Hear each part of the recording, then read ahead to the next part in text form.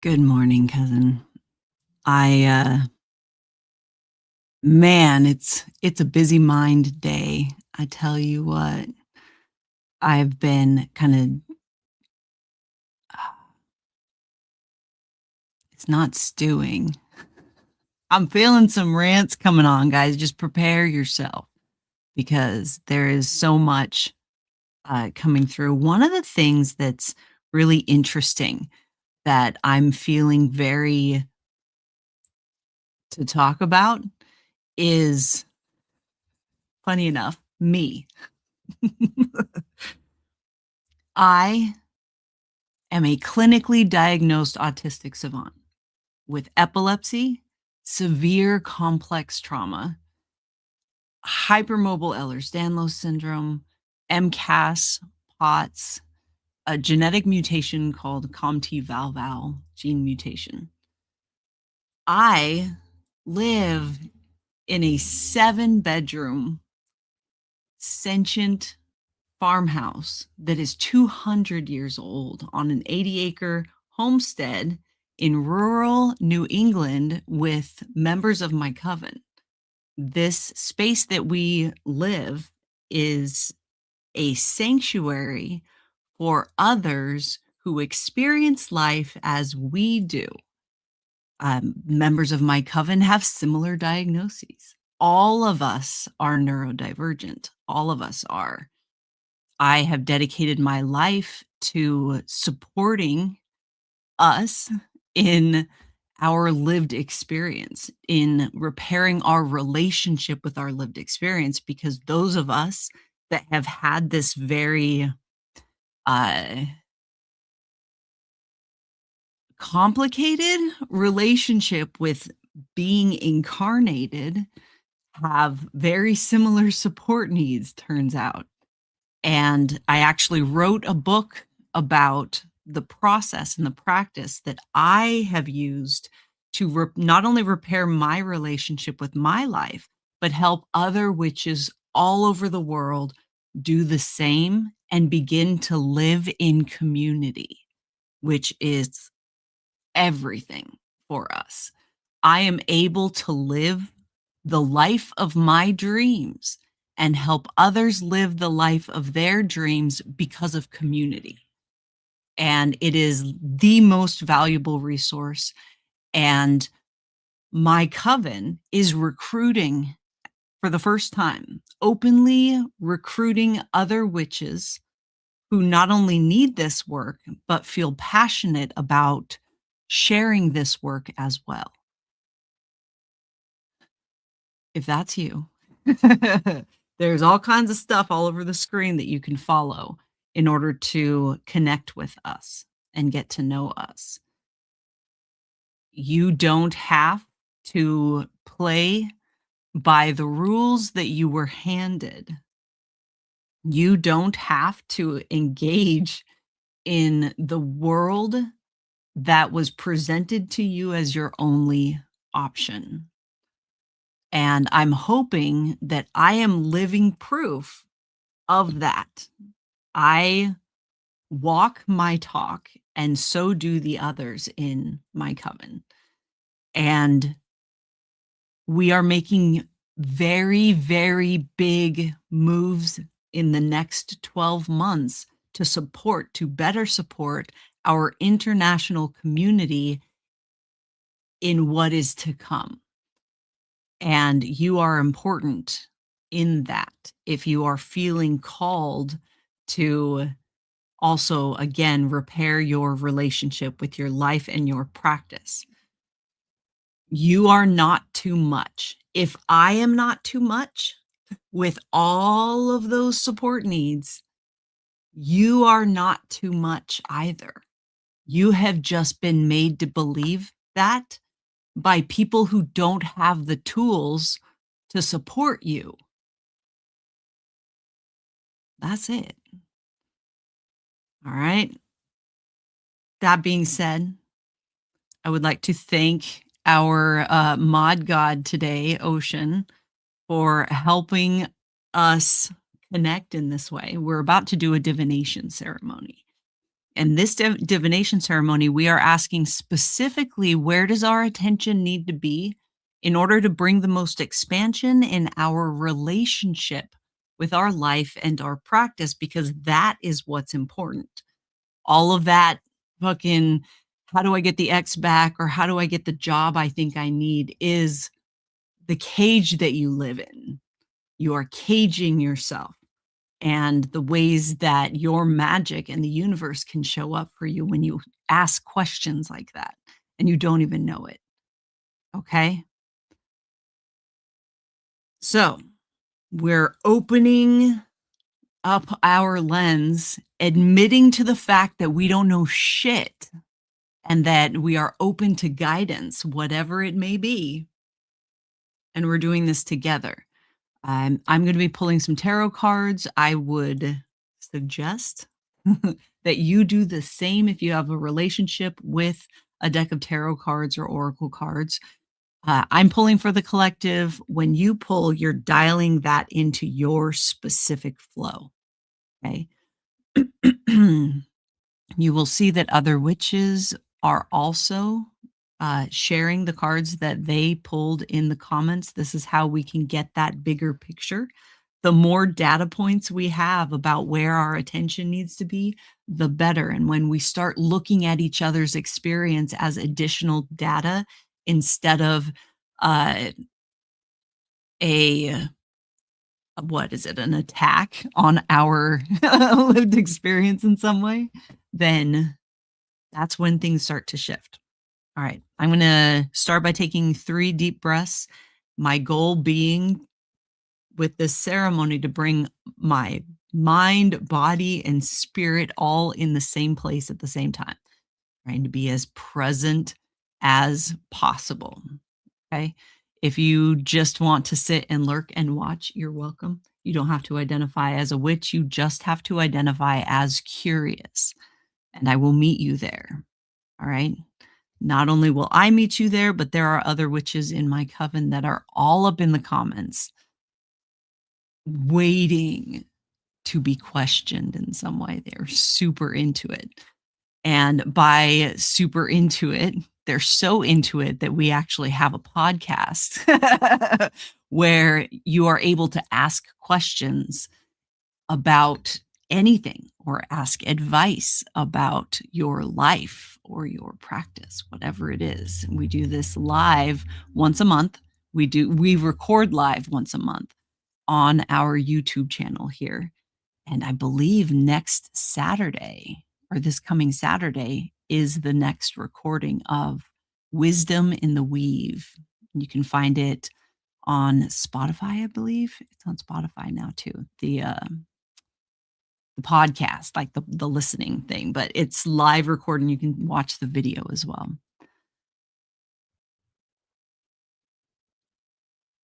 All right. Shall we, cousins? Let's see what's up. And if you attend regularly, remember that this reading doesn't exist in a vacuum. The cards that we've been pulling all weekend will flow into this in some way.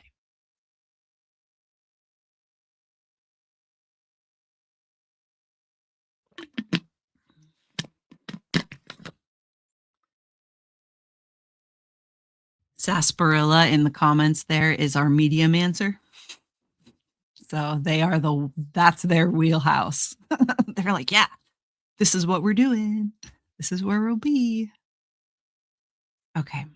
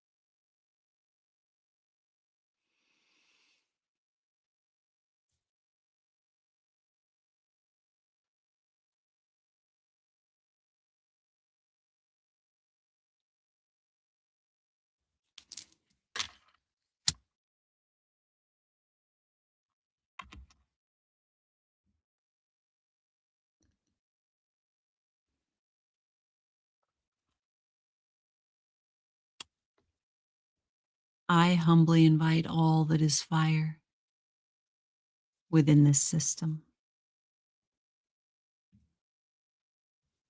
to witness this working.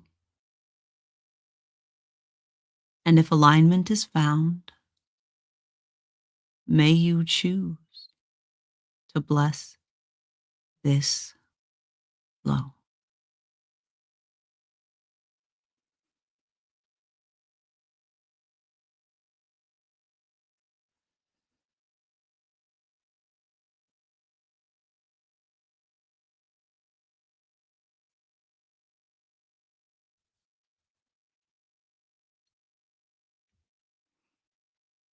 I humbly invite all that is air within this system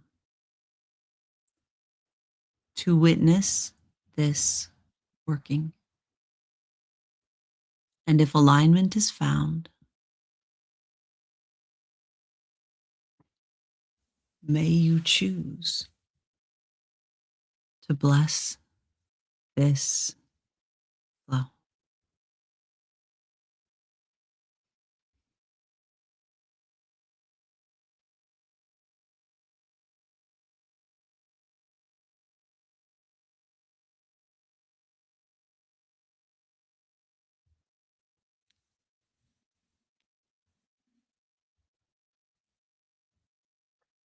I humbly invite all that is earth within this system to witness this working. And if alignment is found, may you choose to bless this flow.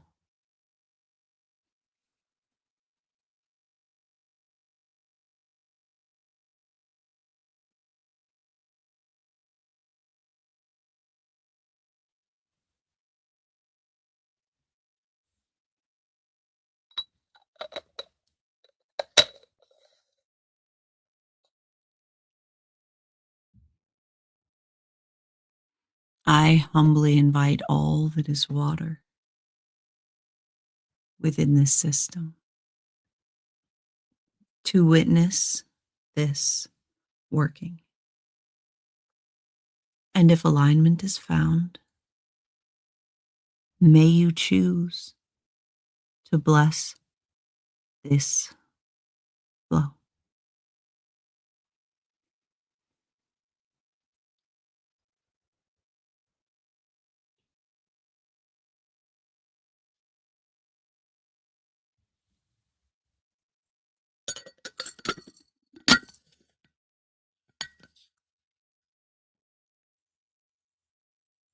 I beckon to this system. May we now align as one. For my cousins are the elements, and so the moon and sun. I call to those who love me. You are welcome in this space. For our nature is united, sharing magic, life, and grace.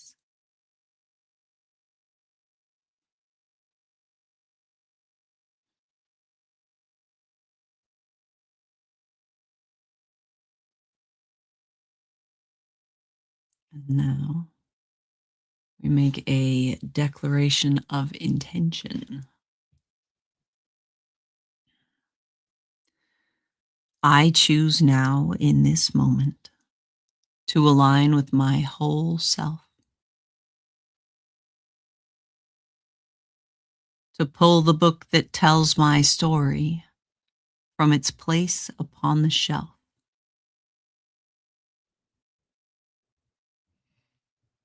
I enter now this circle made of trust and hope and power,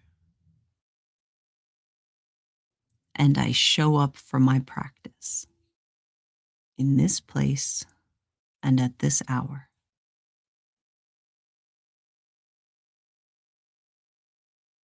because I am home.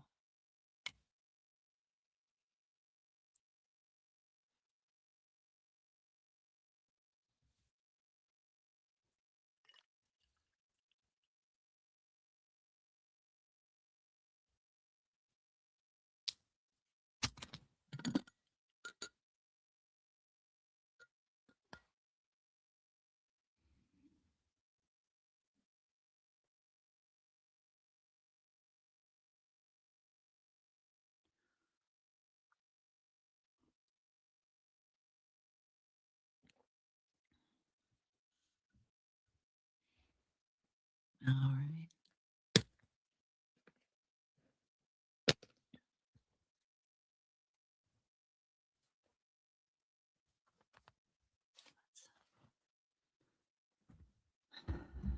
Let's do this. And your mark it, set, go. Let's do it. It's in my way.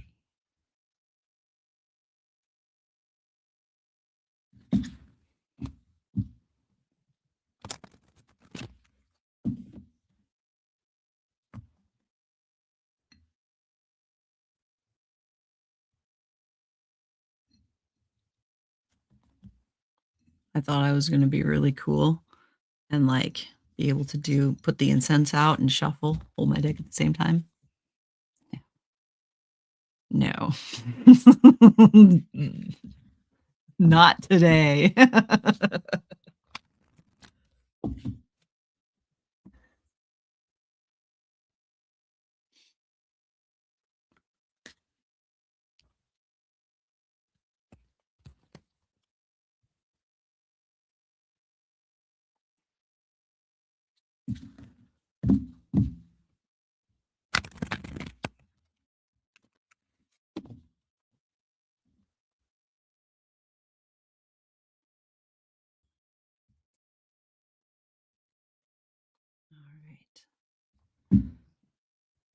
So, I'm gonna put my glasses on. This is the Tarot deck by Raven and Rogue. It's important because you can see the prompts written on the card. I'm going to read those prompts to you.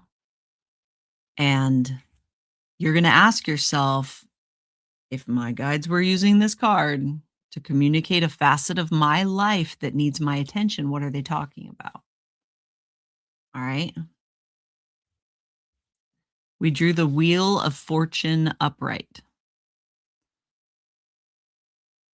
You may be taking the good with the bad right now. And this is a cycle that you cannot control. Remember that no matter the outcome, the wheel always turns and nothing lasts forever.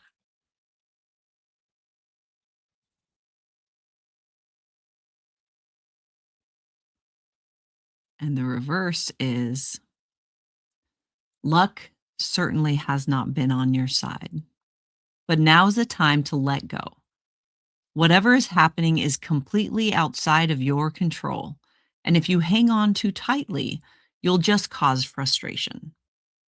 Roll with the punches and trust the ride.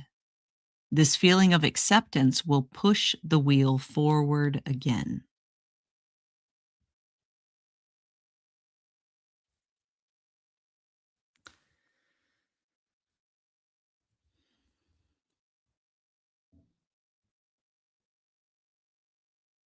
You're brewing on that. You're thinking about it. I'm thinking about it. We're all thinking about it.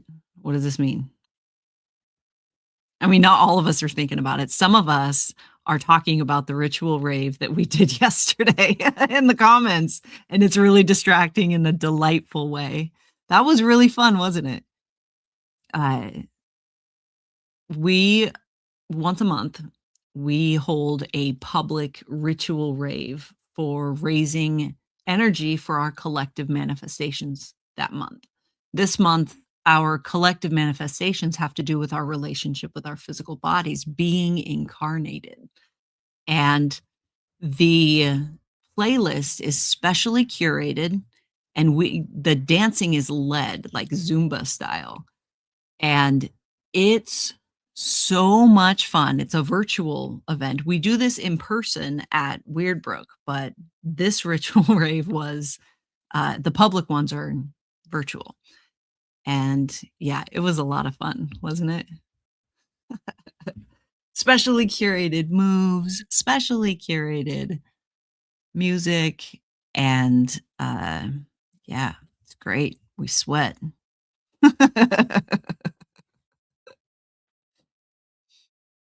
So back to what we were talking about. Let's circle back, my neurospicy cousins.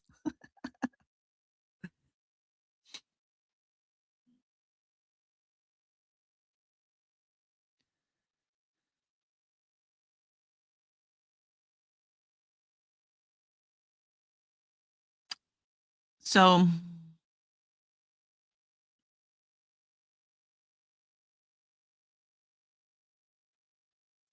okay, so what's coming for me is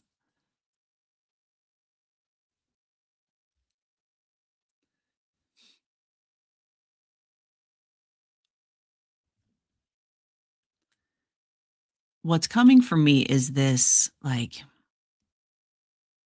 let's just stop for a moment and take a deep breath and scale out a bit, right? I get this feeling of powerlessness that you're sitting and watching everything unfold right now, the world events, which is a lot, and there's a lot going on, right? And you're feeling powerless to influence this like massive grand scale of what's going on. Do you see? That's what this card feels like. It feels like that's where you are. You're like, the wheel is stuck because I feel powerless in this great big huge thing. The key to this is to actually pull yourself out of that big and dial in, right? You can't control this big, broad, huge thing. And so when your attention is on this, like, how do I make lasting change out there? That's the immobilizing perspective. That's the way of looking at it that is actually hanging you up. When you come to this place of um not allowing the world, but acceptance that the most important thing for you to do is to turn inward right now. What small changes can you do that's going to get this wheel turning again? This feeling like you are actively participating in some way. All right. There is a bigger thing at play. There is something bigger at play that you don't understand yet. You're not fully grasping and you don't need to. What you need to understand is your part in that, how you feel, and start engaging with that bigger thing again in a way that you are proud of. I don't give a fuck what it is. Whatever you're proud of, I believe that that is the path for you, whatever that is, even if it's in direct conflict with where I'm going. I don't care. What I care is that you do it, whatever that is. Okay. You are a part of a bigger thing, but you are not responsible for all of it to figure out the big picture. Focus on where you are. Stay in your wheelhouse. Stay in your lane. It will influence the whole. That's where the trust and acceptance uh, comes into play of like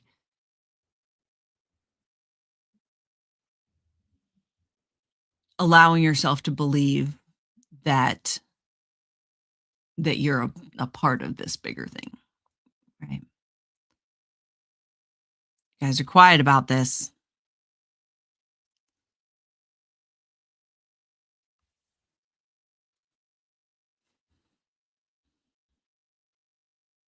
Okay.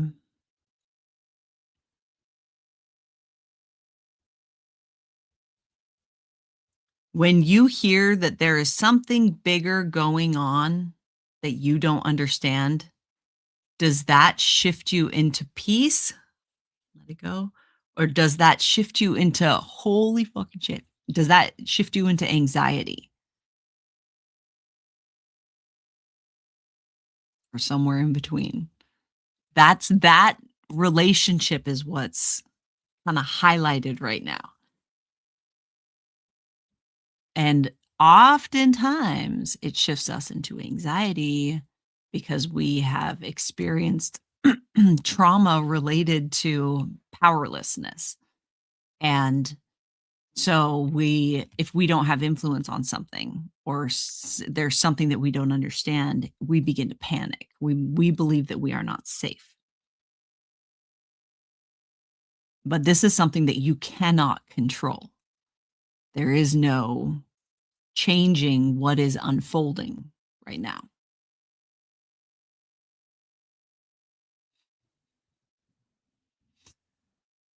I recognize that a lot of people could feel very differently about that, by even me saying that. You're not powerless, but you can't control this big thing that's happening. So focus on where your influence is greatest, and that is within you. And that is a lot more powerful than you've been made to believe.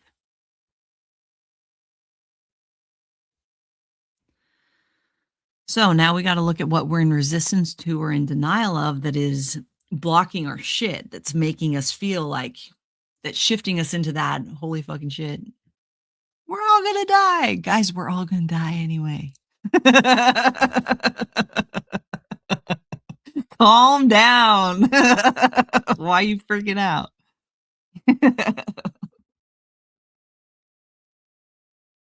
Have I mentioned I'm morbid as shit? We're all gonna die anyway. Why not make the most of the time that you have, which you don't even know how much time you have? So why are you fucking waiting? What are you waiting for? Okay.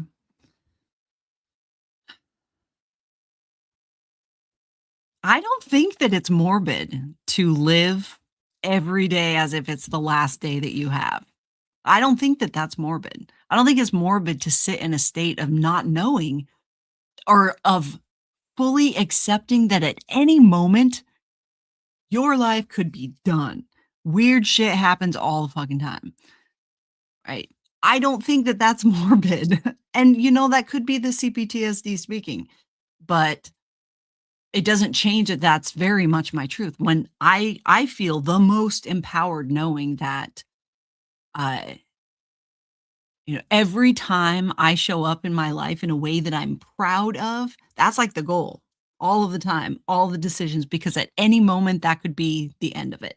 And I am hell bent on being an ancestor that my lineage is going to call on the stories of my life to empower them in the decisions that they're making so that they live a life that they're proud of.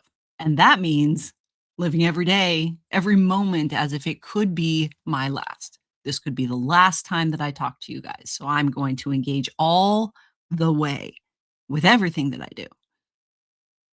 And I'm not going to waste my fucking time on bullshit or on things that I think are bullshit. I'm not going to do that. Why would I? I'm not saying you need to live your life that way, but it was quite the side quest. Let's turn this card over. Okay. 5 of Cups upright. This is what you're in resistance to or in denial of that is influencing your ability to accept that there's something bigger. Accept meaning find peace in. You're suffering a big heartbreak, perhaps a divorce, breakup, abandonment, or bereavement. With all the negative connotations that this card can bring, there is the positive message that no matter how dire your situation, there's always a silver lining. You just need to choose to see it. And reversed. You've come to terms with grief and are finally beginning to heal. That emotional baggage you've been holding on to is being released, and you're able to let go of the past. Take comfort in these positive steps forward and let your spirit mend.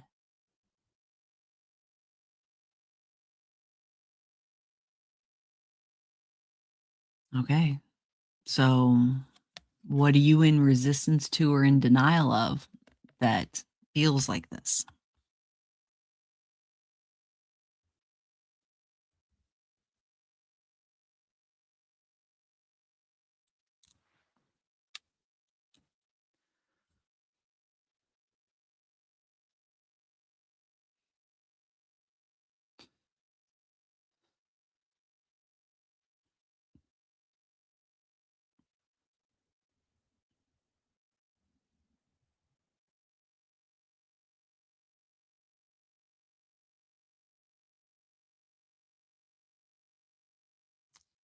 I think I know what this is.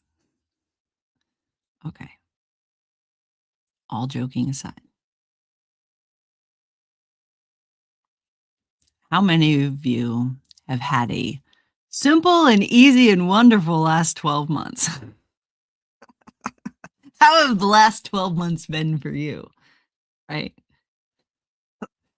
Um, yes, that was dripping with sarcasm because it's been intense. Have you taken the time to actually allow yourself to grieve the massive changes that have happened over the course of the last 12 months for you?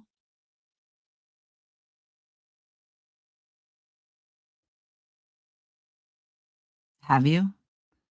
Like, acknowledging it is one thing. I can remember that we've talked about acknowledging that, you know, like, you've experienced some shit, but have you actually allowed yourself that time for bereavement? Have you allowed yourself to, um do you even know what that looks like? What does that look like? Straight up, I'm calling you out on this. Do you know what bereavement looks like? Effective grieving? I'm a person that has, had several siblings, transition out of this incarnation in various ways. And from a young age, I have had a lot of experience with the grieving process, bereavement process. That's not the only thing. I'm just saying that taking some time to explore your personal grieving process rather than constantly stuffing it and telling yourself that you need to get over it, telling yourself that you should be getting over it by now, or that you um even that you should be feeling deeper than you are. If you're shoulding on your grieving process, that's not establishing an effective grieving process. You're not actually allowing yourself to your physical body to process the chemical experience of grief. You're not allowing yourself to actually do the neural pathway work required to build a world when your world has been shattered. Okay. That takes some pulling back out of the big wheel and turning inward. Like I said, turning inward. Okay. I am fully aware that engaging in the mundane world, the big cappy pappy, there is no space given for grief in that worldview, right? Because your value is connected to your productivity. And if you're like a puddle of existential goo, like that's not, you're not, you're failing, right? I'm fully aware that there isn't a place for that, but that doesn't mean that there isn't a place and that it's not important to actually like live, right? Engaging in the big happy pappy and looking at the world like that isn't your only option. It's painful because it fucking sucks.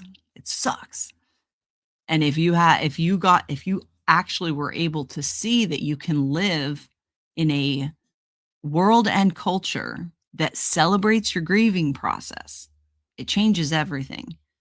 Okay. You, even if you took a moment to, like the picture on this card, they're like looking at these cups that are all tipped over. Um, you're the one that needs to look at them, to give your attention to them, understand what happened, and turn them back up, right? That takes time. You can't just run away from it. That's a part of this big wheel.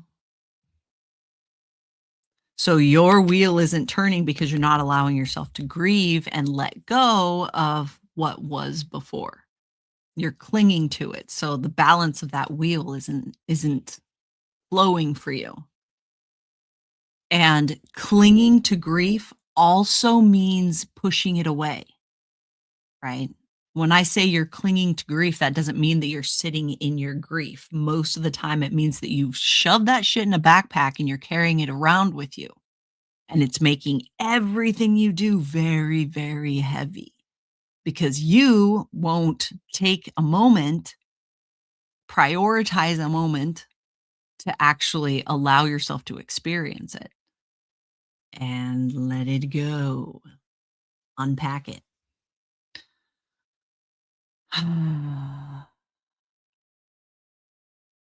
Heather, very good point. Remember that we even grieve the loss of things we didn't even want. Our body doesn't evaluate or judge a loss, it feels the absence. So very important. Mm, okay. If you haven't like jumped down a rabbit hole on grief, like there's so much content out there. It talks about so many different approaches to the role of grief in your life and processing grief. Jump down a rabbit hole. Use one of your scroll times to start learning about how to establish an effective grieving process. There's so many different approaches. There is no right or wrong. There is effective or ineffective. We're all going to engage with this differently. Okay. Approach it that way. It's going to feel like remembering. If it's the path for you, it feels like remembering. It's not confusing. You don't have to make it work or suspend your belief in some way to get there. Okay. Ah, there we have it. This is our reading for the day. What do you have for the rest of the day? Mondays in my world are meeting days, business meeting days, the business of operating an international resource center for neurodivergent witches. And there's a lot involved in all of that and all of the resources that we are able to offer. And so Mondays are usually meetings and meetings and meetings and meetings, which is lovely, wonderful. And yeah, that's what's on my Monday. And transplanting the starts that I didn't get to yesterday. I got the soil all mixed and everything for the potting soil all mixed to transplant the starts. But I I did that before the ritual rave. And after the ritual rave, I was like, no, we're going to rest for the rest of the day. So I got to do that. Mhm. Okay. So now let's close out this working. I will be back on Friday to start doing this again. If you want to hang out with me between then and now and then, come into the app space. That right there. That. Community.brightanddark.org is our community app space where witches from all over the world can share information, meet in community, dance together, have really great conversations and stuff and stuff and stuff. It's like everything that you've ever wanted in a deeper mysteries school for neurodivergent witches. All right. So let's close out this working. Hand on your heart. Take a deep breath.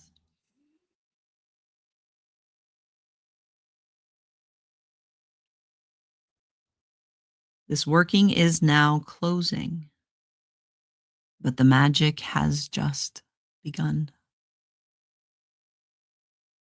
I humbly thank the elements and both the moon and sun. To all who chose to bless this flow, I now sincerely thank you. May our practice be expansive and our course be clear and true.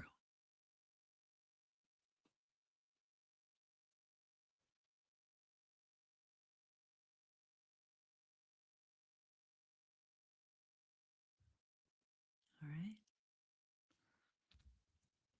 And remember, witches, if you can't be good at it. Okay. Bye.